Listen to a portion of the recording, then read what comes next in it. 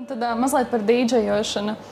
Kāpēc pievērsies dīdžejošanai vai plāno to aktīvāk nodarboties arī turpmāk?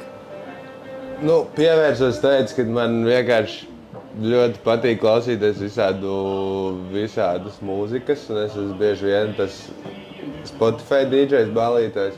Un tad man draudzene kaut kā uzdāvināja DJ kursus. Un te es sāku tur iet, un es domāju, pa 5 reizēm tur baigi neko nevar iemācīties, kaut kādas tur pamatlietiņas. Un tad es nopirku to aparātu un sāku kaut ko mājās tur spēlēties ar viņu vairāk un vairāk.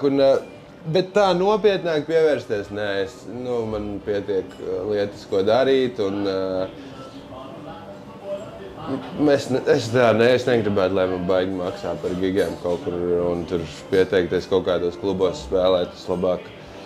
Teiksim, ja mēs uztaisim paši pasākumu tepat Vaivaros vai kaut kur ir, nezinu, vēl, tad es varu labprāt to izdarīt, vai tur mājas balītēs, vai vakarā vienkārši pats tur kaut ko paspēlējos. Es netaisos būt profesionāls DJs un braukāt tagad pa klubiem un spēlēt. Noteikti tas.